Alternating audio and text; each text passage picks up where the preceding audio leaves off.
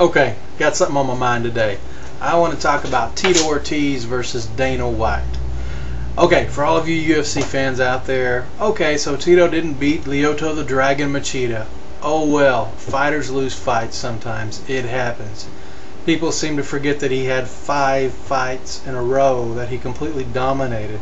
Okay, so he had a draw with Rashad Evans. If he hadn't grabbed the fence, he'd have won that fight. This is what ticks me off. Dana White, now this is my opinion, is an absolute jerk. Even worse than that, he's not a good businessman. Anybody out there with any brains would look at Tito Ortiz and say, you know what, if I don't like the guy, I'm going to pretend I like him because he makes me a lot of money. Tito Ortiz puts fans in the seats. I can't wait to see Tito fight again. I don't know where he's going to fight. And honestly, I'm quite surprised. It's looking like it's possible he might re-sign with the UFC. From what I read in his book and from things he said recently, he is negotiating with the Fertitta brothers directly. He's not even going through Dana White.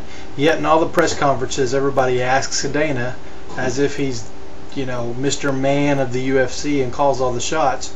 Are you going to re-sign Tito again? The funny thing is, Dana avoided the question, which tells me he probably doesn't have any say in it, and he's going to have to, you know, he's going to have to obviously go along with whatever the owners want to do and re-sign Tito. But here's the thing, Tito's the one withholding all the chips. It's up to Tito whether he wants to fight with the UFC again. He's got a bright future no matter where he goes. He's already proven himself. I just wonder who decides who gets inducted into the UFC Hall of Fame, because in my opinion, Tito Ortiz ought to be in the Hall of Fame, especially if he, you know, leaves the UFC or whatever. You know, usually when a fighter leaves the UFC or retires or whatever, that's when they get inducted into a Hall of Fame. But I know that hasn't happened recently. Randy Couture, I believe, was inducted in the Hall of Fame, and Mark Coleman was put in there, and they recently talked about pulling him. You know, he was coming back out of retirement supposedly to fight Brock Lesnar. I don't think that's going to happen now, but anyway, it's beside the point. Something cool I did find out though. I was going on MySpace and found out that Tito Ortiz found one of my videos here on YouTube and actually put it on his MySpace page. I thought that was pretty cool. Basically what I said on that video was I was talking about, you know, how I feel about Dana White and how he just, you know, he needs to step in the ring with anybody, because obviously he thinks he's a tough guy and he thinks he's a good fighter and he knows what a good fighter is. He was a boxer-size instructor for women. Come on, dude. If you're gonna be that way, don't talk so tough. Don't get in these people who are out there putting their life and their health on the line to get in the ring and fight.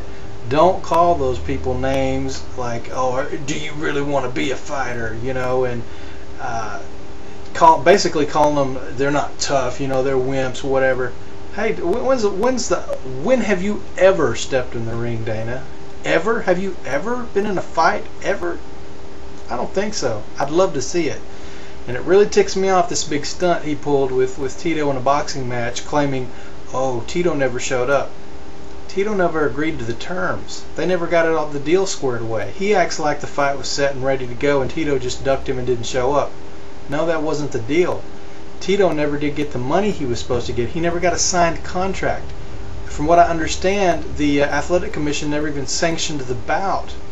And then, of course, with Dana White and all the clout that he has out there, he goes ahead and sets it all up and acts like Tito didn't show up.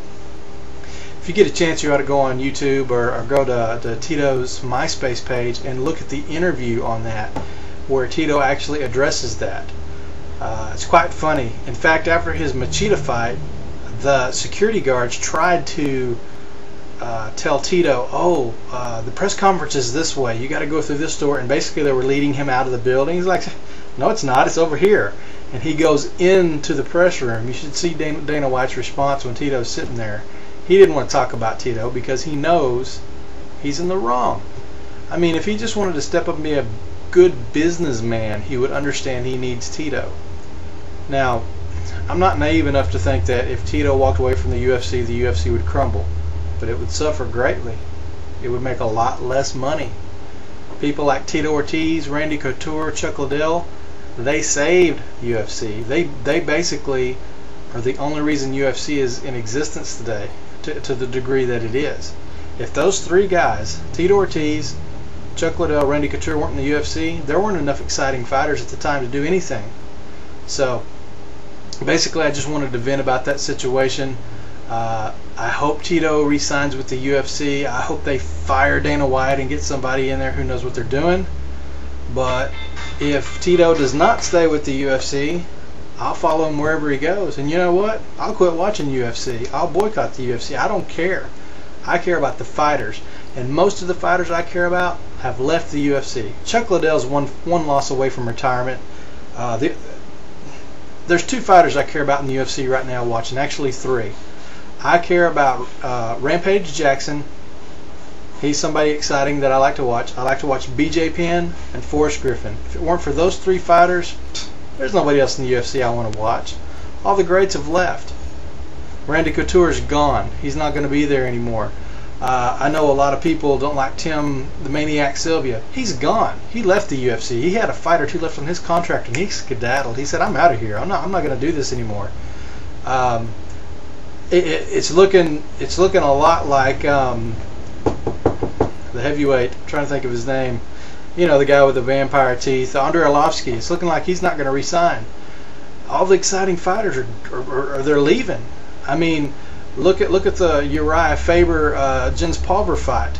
Jens Pulver left the UFC. He's doing excellent in the WEC. So anyway, in my opinion, the UFC's in trouble. They need to fire Dana White or have a serious talk with him and tell him he needs to straighten up. So to Dana White, there you go, buddy. I hope he wises up, because I'm out of there. If Tito leaves, if one or two more exciting fighters leave, I don't care nothing about the UFC anymore. Let me know what you think. Talk to you later. Take care. Baba boy, baba boy, baba boy.